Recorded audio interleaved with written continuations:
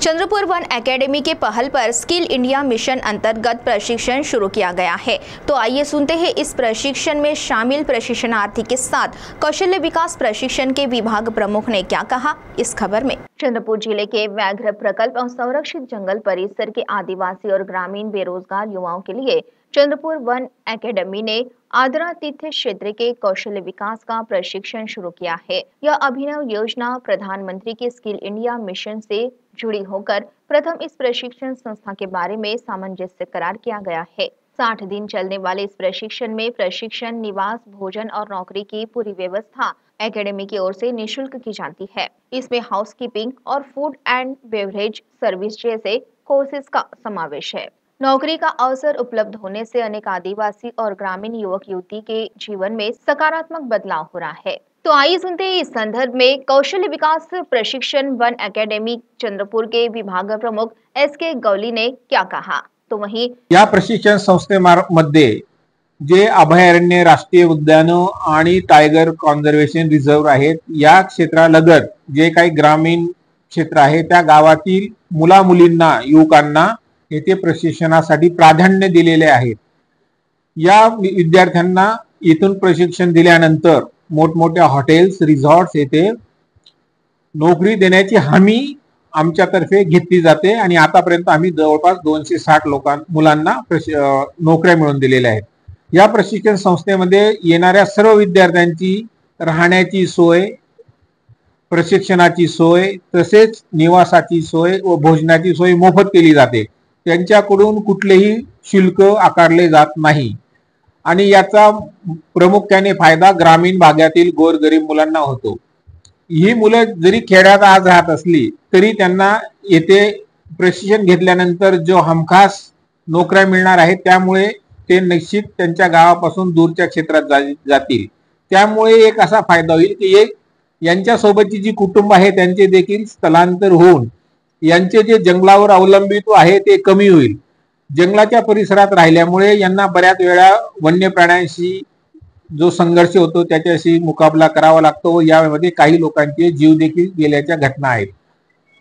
यांचे जंगलावरील अवलंबित्व कमी करण्याचा या प्रशिक्षणामार्फत प्रयत्न केला जात आहे। प्रशिक्षणार्थियों ने भी इस संदर्भ में जानकारी दी। माझं शिक्षण 12वी पर्यंत झालेलं आहे। मी शिकता शिकता माझ्या आई वडिलांच्या कामामध्ये हेल्प करत होती घरी, आणि त्याच्यानंतर मी जॉबच्या याच्यामध्ये होती। मला असं वाटत होतं की मला कुठून कुठून जॉब मिळणार म्हणून। त्याच्यानंतर मला फॉरेस्ट अकॅडमी मधून निखिल सरांचा फोन आला। त्यांनी सांगितलं की म्हणजे हॉटेल मॅनेजमेंटच्या डिपार्टमेंट मध्ये अलग अलग कोर्स आहेत म्हणून। मी त्याच्यामधून हाऊसकीपिंग हा कोर्स सिलेक्ट केला। मला खूप आवडला इथे।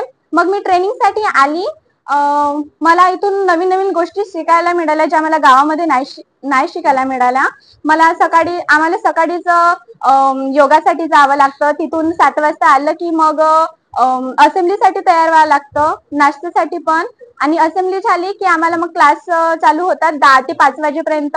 त्याच्यानंतर मग 5:30 वाजतापासून चेंज केलं की आम्हाला स्पोर्ट एरियावर जावं लागतं। तिथे आम्हाला व्हॉलीबॉल वगैरे शिकवलं जातं आणि मला हाऊसकीपिंग मध्ये क्लिनिंग वगैरे शिकवलं जातं। Mechanical equipment, type of surface, cleaning agents और मॅन्युअल इक्विपमेंट असे आम्हाला सर्व गोष्टी शिकवल्या जातात। आणि मी खूप खुश आहे की मला एवढं सारं शिकायला आणि बघायला मिळत आहे।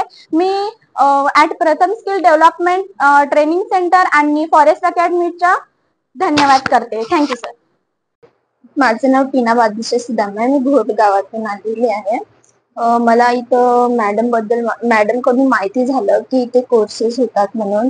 आधी मी जेव्हा गावात होते तेव्हा माझ्या पप्पाची प्रकृती बराबर नव्हती म्हणून माझं कॉलेज सध्या बंद पडला। 1 वर्षाची गॅप दिली।